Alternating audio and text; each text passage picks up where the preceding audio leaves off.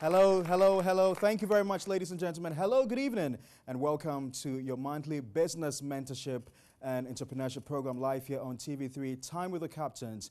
On Time with the Captains, we afford university students an opportunity to interact and engage with captains of industry, business leaders, and entrepreneurs. And tonight, we've got one special guest. We'll introduce him to you shortly. He's our captain for the month of January. Be reminded that Time with the Captains is live on TV3. We're also streaming live on Facebook. Tonight, as part of our audience, we've got students from the Ghana Institute of Journalism, as well as students from other tertiary institutions. My name is Pakwesi Asari. Your views, comments, and suggestions are welcome on any of our social media pages. This is Time with the Captains. We'll take a short break. When we return, I'll introduce our captain for the month of January.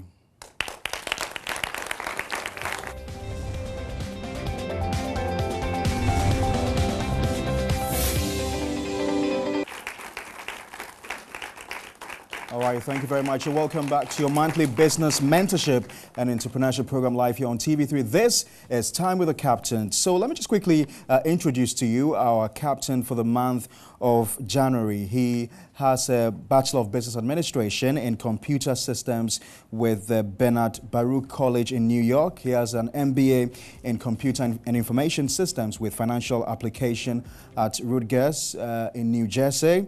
As part of his job experience, he's an associate or senior change management specialist with Brown Brothers Harriman, incorporated in the United States of America. He was also partner and senior consultant with Constec Consulting Services, also in the United States of America. He consulted for the government of Ghana on the Y2K conversion.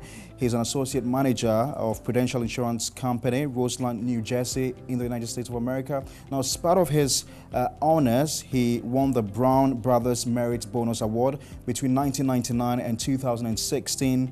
He also won the Payne Weber Merit Bonus Award between 1996 and 1998. He won the Prudential Merit Bonus Award between 1990 and 1995, and the Duke of Edinburgh Award in 1976. Ladies and gentlemen, join me welcome the Managing Director of the State Insurance Company, Stephen Kwame Odro. Please welcome him.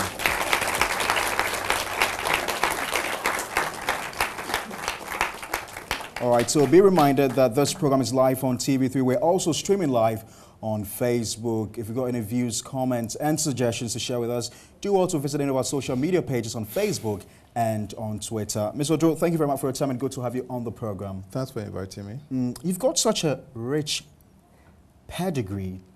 I mean, reading your profile, it appears you've spent a lot of your years in the United States of America. That's very true.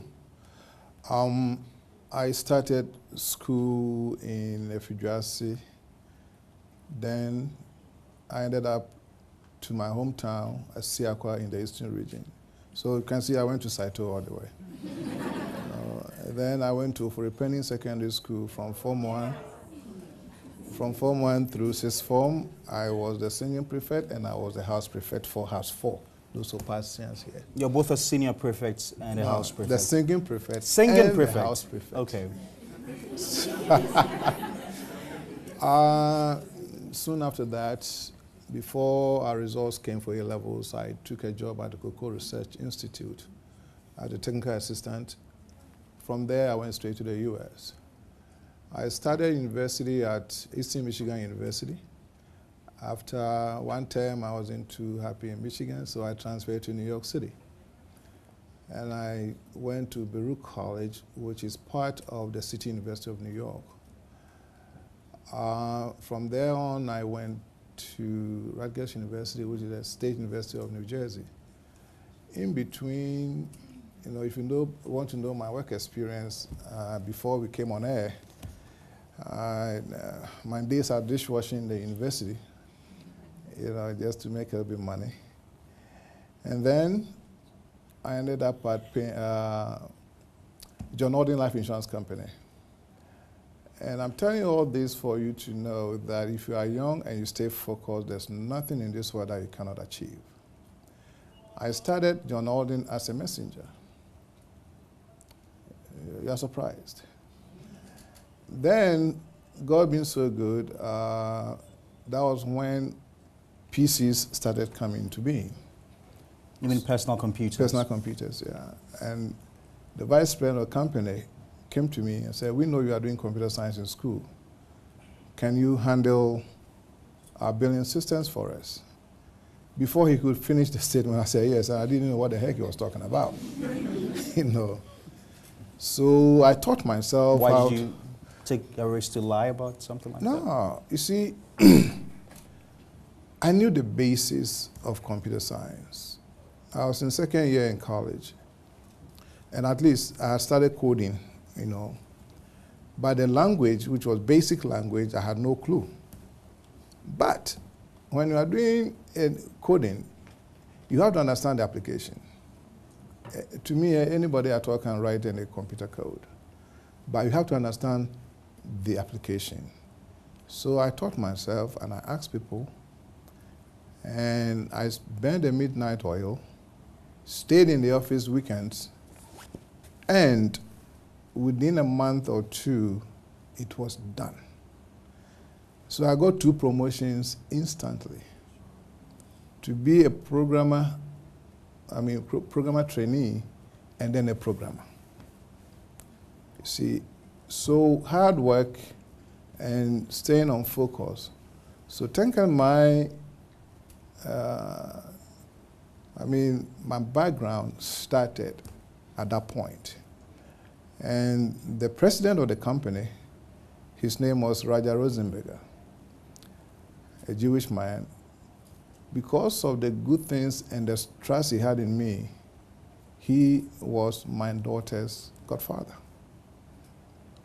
Because he believed in me. He believed in hard work. And I gave it to him. So when you stay focused, you will never fail. Mr. Ojo, right after university, your first degree, did you have an idea what you wanted to become? No, I started my professional career even before I finished university, second year. And the company paid my fees. So I started my professional career second year university. You were pretty sure where you wanted to be? Oh, yes. Let me tell you, when I got the partial scholarship to go to Eastern Michigan University to do computer science, at that time, Scholarship Secretariat had embargoed computer science. Why? Because they say if you go, you are not coming back. Because they were in much need in the United States. Exactly. But I'm back. After 40 years? I'm still back. And then they are harvesting the experience that I gained. You see where the problem is. So I was forced to change my course from computer science to medical technology. I didn't know anything about America, not knowing that if you get there, you can change your course any day you want. So through advisement, I said, okay, I'm back. I'm back to I need to take you back a bit. You know, one of the difficulties for most people, especially the young ones at the university, is about identifying what they truly want to become. Yeah. What made you think or feel that you wanted to do computer science? Okay, I was a pure science student from Form 1 through Form 5. Then in sixth form, I thought I was going to change, so I changed to do mathematics, economics, and geography. And after sixth form, when I took a job at Cocoa Research Institute, the senior research officer introduced me to computers, and I fell in love with it. Because my whole plan at some point was to do medicine. Okay. But I fell in love with computer science, and I never left it. His name was Lockwood. In fact, he got his PhD with the 2.5 years yield of cocoa. And I was part of the technical assistance to him. I was there for some few months and I left. You know, so he introduced me to computer science. At that time, we would travel from Tafo to State Housing where they had some computers. That's where we were doing everything. And I fell in love with it. So essentially what you're saying is that we individually may have our own dreams and aspirations, but we should be open to learning new things. Exactly. And that's what you did. Exactly.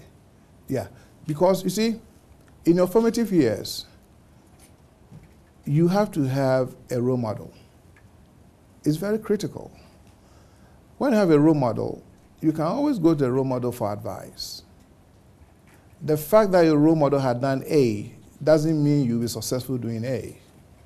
That's a fact. I wanted to be a doctor, but I was broke when I got to the US. The easiest route at that point in the 70s, doing computer science was very lucrative. And I got a job second year. I was earning good money at that time. I won't tell you how much. So it came out naturally. Nowadays, if you want to go and do computer science in the United States and you don't go ahead and do your master's, it will be difficult for you to get a job. Seriously. Because it's gone very high. Then somebody will say, what about the guy who owns Facebook and then Microsoft? They are exception. I mean, Gates was in Harvard. Okay, the guy with Facebook was with Stanford University. Yeah. You know, they are the exception. But generally, the way the world is going, if you go to, well, I visited Stanford University, and I took first year artificial intelligence exams. Okay. I did artificial intelligence at the MBA level. What is that about? I didn't even understand what they were talking about. That is how fast it has moved. Artificial intelligence? Yes. Okay. You took it as a course on its own? As a course, yeah. Okay. You see, so it's changing so fast that you have to be, let's say, your GPA, if it's about 3.5 to 4, then you might get a job to, you know, in one of those tech firms. But the way it's going, you have to be exceptionally good, and the Orientals are taking over. Okay, so you're still watching Time with the Captain's live here on TV3. Our captain for the month of January is the Managing Director of the State Insurance Company, Stephen Kwame Odro. I need you to, I know you work for a number of companies in New York, even before you came to Ghana. Quickly just run us through those companies, and then we'll go to the audience and take our first batch of questions. Okay. As I told you, I started from John Alden Life Insurance Company. From John Alden, I went for 2 years with a health institution. It was the most miserable 2 years in my life. And then I went straight into the financial side. Payne Weber, which now has become UBS, and then Prudential Insurance Company. I worked there for 8 years. From Prudential is when I came to Payne Weber. From Payne Weber, I went to Brown Brothers. If I have to go back, if you ask me which of the companies will I go and work for, 2 companies stand out, Prudential and Brown Brothers. Why? Because they gave me a lot of opportunities to expand my knowledge. The training that they gave me, fantastic. You see, if you don't get training, it's like you've pigeonholed yourself. And 5 years from now, you become redundant. I've seen people who have been laid off in the tech world because all that they were doing was one way. Even when they are sleeping, you ask them a question, they will answer you. But at the end of the day, technology is changing so fast, your position becomes redundant, and you are gone. What made you exceptional all these years? I tried to make sure that I teach myself the ones that people don't know the most. And we call that job security. So I specialize in some areas that become very competitive. And if you ask me to teach somebody, and you are a beginner, I'll teach you the advanced level to confuse you, so that my job will always be there. But seriously speaking, when you are in the American corporate environment, you, especially in the financial world on Wall Street, you produce or you don't have a job. Most companies I've worked for, it happened, and people will be crying. But when you specialize in a certain area that there are not that many people that can compete there, you have a job security. You do. When I was coming to the US, I had a huge project that I needed to finish. You know, I finished it okay, but it wasn't implemented. And then I came to Ghana, and they kept on asking me when I coming back. I said, I'm in my country. Why do you want me to come back? And up to today, it's not implemented. Time now to go to our audience and take our first batch of questions. You mention your name, tell us which institution you belong to, and then you pose your question. Let's make it very snappy. Who's the first person? Kindly bring the microphone to her. Where's the microphone, please? Okay, so while we get the microphone to her. Yes, okay. I'm Success, and I'm from Ghana Institute of Journalism. Say, I did a little research about you, and I realized that you spent most of your years, and then you've been working there in the foreign country. And then how things are organized there are quite different from how things are organized there in Ghana. I want to know, how do you merge the experience or the experts you had there with what you're going through or what you're getting here? How do you merge them together? Thank you very much. Excellent question. I'm still evolving, but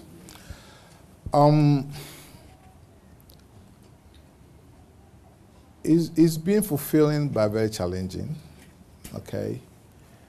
And I'm saying it's very fulfilling because I have people who work for me and they have a vision. And I have people who work for me who are comfortable in what they do. If you are too comfortable in what you do and you do not look for any way to innovate, you are in trouble. My work ethic from the US is this. You have to get the work done. It doesn't matter how many hours you spend. The most important thing is to get the work done. If you're going to spend, I'll give you a timeline anyway. If I give you 1 week to do it, I expect you to finish it in 2 weeks or in a week. If you cannot complete it, you might as well let me know, because you don't know my other plans beyond that. There's one thing, even though you haven't asked, I want to put it on record here. My first meeting with my management team was about sexual harassment. I have daughters. And I told my management team, no young woman should go to bed to anybody to get a job or to get promoted. If it comes to my attention and is verified that it is true, not only will you be fired, I'll make sure you are prosecuted. I hold that very, very seriously, because I've heard so many horror stories even before I came to Ghana, and I won't stand for that. Next question. Next question. All right, so before the next question comes in, what do you make of Ghana's insurance industry? Ghana's insurance industry is robust depending on which company. SIC is the premier insurance company. The insurance penetration in Ghana is less than 2%. The largest area is auto insurance. But NIC, they are trying as much as possible to enforce some of the rules and regulations, and that is going to expand the insurance penetration. For example, we have something called compulsory insurance. Compulsory insurance is, for example, your building must have fire insurance. In most places you go, you're at risk. If something happens, you're at risk. Most government buildings are not insured. And I'm an advocate that the barest minimum, each government building must have fire insurance. And I always use the former Minister of Foreign Affairs building at Tema Station as an example. If the building had been insured, it would have been standing there and then it's like a white elephant down there. Insurance is a grudge purchase. Grudge purchase means if it's free for all, you don't have to buy insurance. Nobody will buy insurance. But you are required to have insurance if you want to drive an automobile. Okay. If you take a mortgage to buy a house, the bank will have to insure the property. Make sure that you insure the property, because not until you finish paying for the house, it doesn't belong to you. It belongs to the bank. We'll take a next question. I'll come back to ask you why the penetration is low and what we can do to improve it. Who's asking the next question? Your name and where you're coming from? My name is Efo Koku Mauto. I'm from Ghana Institute of Journalism. You described a certain 2 years of your life as the most miserable. I'd like to know what made it miserable and how has that miserable situation impacted what you've become today? You're a good journalist. From John Alden Life Insurance Company, I had an opportunity to go and work for another insurance company and a hospital. The pay difference was just $2,000, and I opted for the more money. In the health industry, innovation is very slow in coming. So you keep on doing one thing over and over and over again. So your progression is retarded if you want to move away from that environment. And it took me more than 6 months to get another job, because the experience level at that was not transferable to Wall Street. That is the hub. If you want to make, that's where the money is. So finally, when I got a job from there, I was a little bit confused for the simple reason that the applications were a little bit different. But I was able to grasp it very quickly because I went to a business school. Okay, so that was the area that helped me. So the 2 years I spent there, and I always had a problem with my boss. So what's the lesson there for you? Oh, the lesson is don't chase the money. When you are starting your career, chase the experience.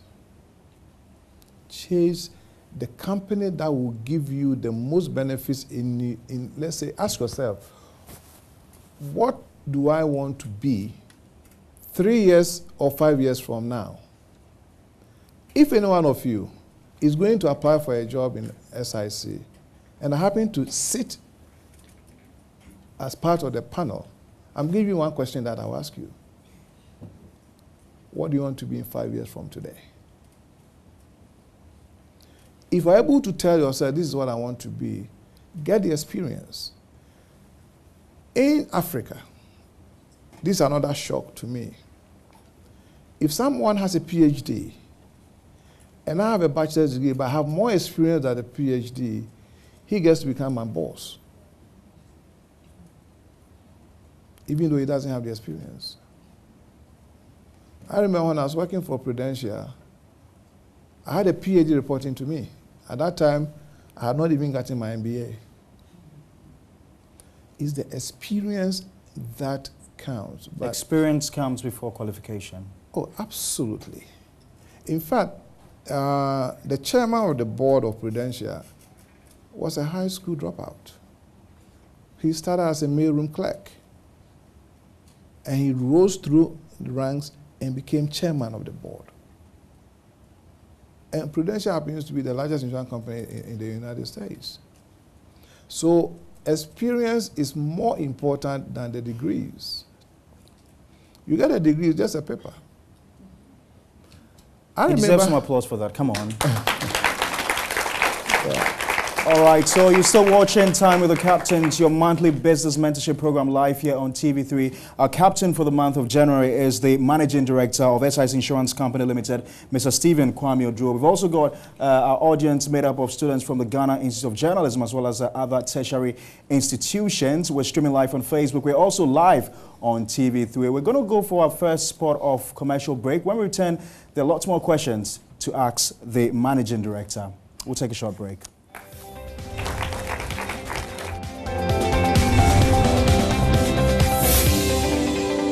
All right. All right, thank you very much, ladies and gentlemen. You're welcome back to Time with the Captains, our monthly business mentorship program live here on TV3. Tonight, our captain for the month of January is the Managing Director of the SIC Insurance Company Limited, Mr. Stephen Kwame Drew. Mr. Stephen Drew, thank you very much and welcome back to the program. Let's talk a bit about the insurance industry. You talked about penetration being under 2%. Any reasons why penetration is that low? Is the lack of understanding as to the advantages of having insurance. So it needs some education to the public. Programs like this will help, because somebody will spend $1 million to buy a nice Trasaco building or house, and it's not insured. One electrical fault, and it's gone. Okay. You have to convince such a person that you need to insure your property. And the person will ask you why. Then you should bring in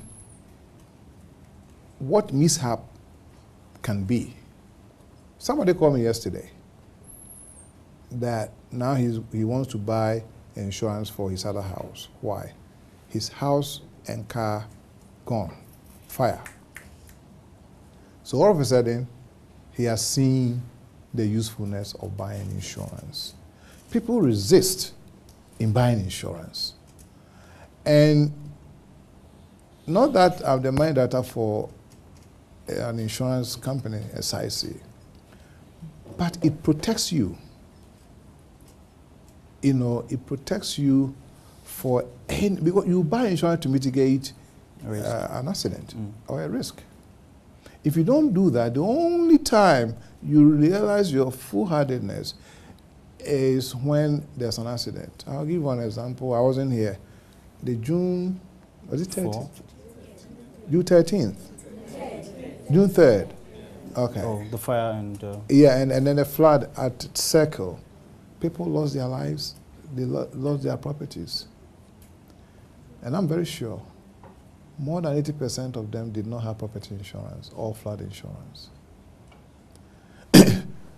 I'll use my own personal experience to let you know as to why insurance is so critical. You heard about Hurricane Sandy. Those of you, yeah, Hurricane Sandy. My house got flooded. I lost 2 cars, one Mercedes, one Lexus, through flooding. Both cars were comprehensively insured, and I have flood insurance plus home insurance. Without the flood insurance or home insurance, I was going to pay close to $55,000 to fix my house. But I had flood insurance and home insurance. How much did I pay? $500, and then they fixed my house for me.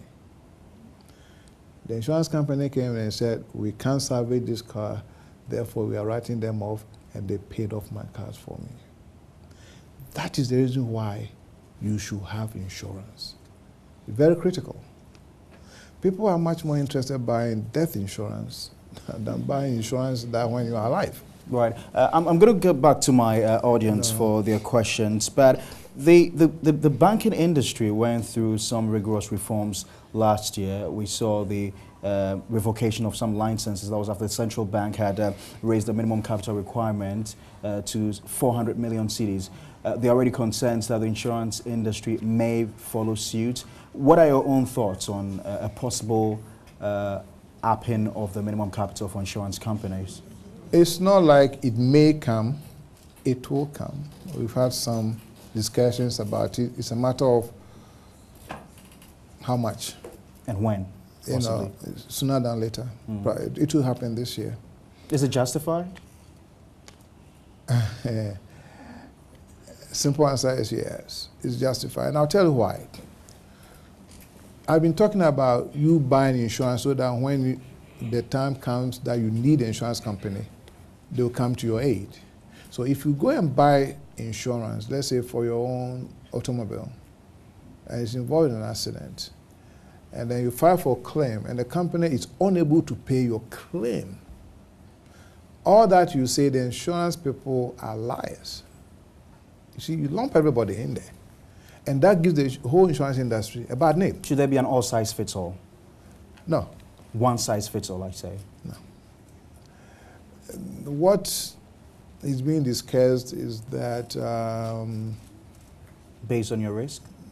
it's not based on a risk, depending on how many years you have been in business. I think if it's greater than 4 years and you are life or general, currently it's 15 million. I think they are talking about between 30 and 50 million. That's what is being discussed right now. I don't know where it's going to fall. I do sympathize with the smaller insurance companies because it's not easy to have the MCR, otherwise you have to merge, or you need a white knight. You might be swallowed. Exactly. And you foresee that happening a lot? You see, in the business world, okay, in the business world, it happens everywhere but Africa. Yeah. There are mergers and there are acquisitions. Okay, it happens everywhere. If you don't do that, your company will cease to exist. A lot of hedge funds, companies, they own a lot in this world. You know, you say, oh, this company owns this. No, there's a layer that's a hedge fund. They have so much money. They have so much money that sometimes when you hear about the acquisition that they are going through, just last week, one hedge fund director bought an apartment in New York City for $238 million. One person. Dollars. A penthouse, yeah. Dollars. And he paid cash. He's a hedge fund director. They have money. But you see, when they are coming in, they are looking at profit. So if they think that, okay, this company employs 100 people, we need 5. They will cut the 95 without a sweat. Business decisions. Oh, yeah, and they'll give you some money for you to go. Let's talk about your company, the SIC Insurance Company Limited, which you had since 2017, I believe. Yeah. What remarkable difference have you made since taking over as the managing director? It's a nice place to work. Okay, that's number one. I'll give you some statistics here. Last year, average number of years of people who went on retirement was 33 years. Okay? This year is about 32, 31 years. So that tells you that it's a place you can start your career and finish your career there. As far as premium income is concerned, 2017, for the past 5 years, was a banner year. We made more money in premium income than the previous 5 years. Than had ever been made in the last 5 years? Yes. Granted, our cost of doing business also has gone up. But you spend money to make money. You cannot sit down and think if you don't spend money, you're not going to make money. It's the degree. Okay? You might have somebody who is working for you and not pulling his or her weight. You don't need such a person. But here in this country, you just can't say you are not doing well, therefore I'm going to cut you. You have to go through, very frustrating, hoops in order to straighten it up. So you are stuck with such people, and they add to the management cost. The wage bill. Exactly. But when it comes to revenue, we've made more money, despite the stiff competition from our competitors. You have an, is it an autonomy of a government business? No, we don't. We don't. We used to have electricity corporation business. We don't have it anymore. So you're made to also compete? Of course, and we are competing. I'm not afraid of competition. I don't like unfair competition. That's a huge difference. I'm not afraid of competition at all. He's not afraid of competition. Quickly, let me take your questions. We've got lots of hands up here. So, yes, your name? My name is Frederick Wilson, and I'm from Ghana Institute of Journalism. Mr. Ojo, I want to first ask you, you said in 2 years you had a job, if I heard you clear. How did you compromise with your education and at the same time your job? Because in school, you have to work towards your GPA in order to have a high-level GPA or something. And at work too, you have to work hard in order to be promoted. You get it? Yeah. All right, your question is well noted. Yeah. And the second one? No, just one question. Okay. Yeah. Thank you. Your name? Frederick. I did all that. You see, in my earlier submission, I said you need to focus. Yes, you need to work hard, otherwise you get fired. You need to do well in school. And this is the trick I used. Okay. It doesn't mean to work for you. Okay. Yes, I'll do my work diligently. And academically, I was also doing very well because I went to Free Penny Secondary School. You see, after work, okay, I used to work, you work it during the day, you go to school in the evening. 9, 10, you're out of school. Okay. Then, when you get home, you have to do your homework and then study. So I'll go to bed around 1 or 2. I have to wake up by 6 and go through the same routine. Why? Because you are not doing it for today. You are doing it for tomorrow. And it worked. I'll give you an example. My own brother.